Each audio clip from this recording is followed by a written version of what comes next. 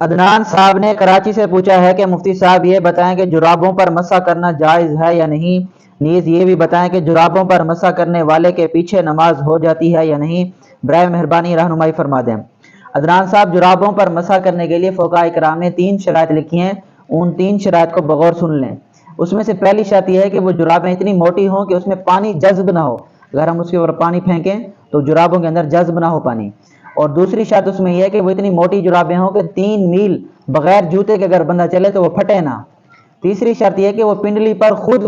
کھڑی ہوں، کسی سہارے کے ذریعے اس کو باندھا نہ، جیسے ربڑ وغیرہ کے ذریعے باندھ دیتے ہیں، ربڑ وغیرہ کے ذریعے باندھا نہ جائے، اپنے سہارے پہ کھڑی ہوں۔ جن جرابوں میں یہ 3 شرائط پائی جائیں ان جرابوں پر مسح کرنا بھی جائز ہے، اور ایسی جرابوں پر اگر کوئی مسح کر کے نماز پڑھائے تو ایسے امام کے پیچھے نماز بھی ہو جاتی ہے۔ لیکن ہمارے ہاں جو عام جرابیں ملتی ہیں، کچھ لوگ اس پر مسح کر کے نماز پڑھاتے ہیں، اس پر مسح کرنا بھی جائز نہیں ہے، اور ایسے شخص کے پیچھے نماز بھی پڑھنا جائز نہیں۔ جب اس کی خود کی نماز نہیں ہوگی تو پیچھے پڑھنے والوں کی نماز کیسے ہوگی؟ تو جن جرابوں میں یہ 3 شرائط پائی جائیں ان پر مسح کرنا جائز ہے، اور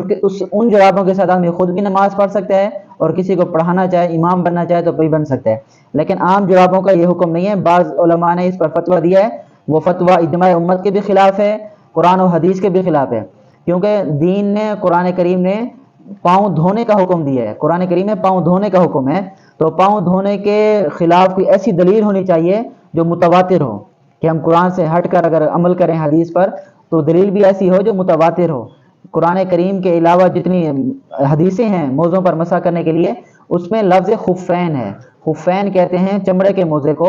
تو اس پر تو عمل کرنا جائز ہے، کیونکہ خفین چمڑے کے موزے ہوتے ہیں، ان میں یہ 3 شرائط بھی پائی جاتی ہیں، اور حدیث میں بھی یہ خفین کا ہی لفظ ہے۔ بعض حدیثوں میں جورب کی بھی لفظ ہے، لیکن جورب سے مراد یہ جورب نہیں ہے جو ہماری جرابیں ہیں، جورب سے مراد وہی خفین ہے، چمڑے کا موزہ۔ بعض لوگوں کو یہاں سے بھی غلط فہمی ہوئی ہے، وہ دیکھتے ہیں کہ لفظ لکھا ہوا ہے جورب تو کہتے ہیں یہی جرابیں جو ہم پہنتے ہیں، جو بوٹ کے اندر پہنتے ہیں جرابیں، وہ یہی جورب سمجھتے ہیں۔ یہ لوگوں کو غلط فہمی ہے، جس کی وجہ سے لوگ ان عام جرابوں پر مسح کر کے نماز پڑھنا شروع کر دیتے ہیں، جس کی وجہ سے ان کی نماز بھی نہیں ہوتی، اور ایسا امام جو ان جرابوں پر مسح کر کے نماز پڑھاتا ہے، نہ اس کی نماز ہوتی ہے نہ پیچھے والوں کی نماز ہوتی ہے۔ تو ان شرائط کو ذہن نشین رکھ لیں کہ جو امام ایسی جرابوں پر مسح کرے تو اس کے پیچھے نماز پڑھیں، لیکن جو امام عام جرابوں پر مسح کر کے نماز پڑھا رہا ہو تو اس کے پیچھے نماز نہ پڑھیں۔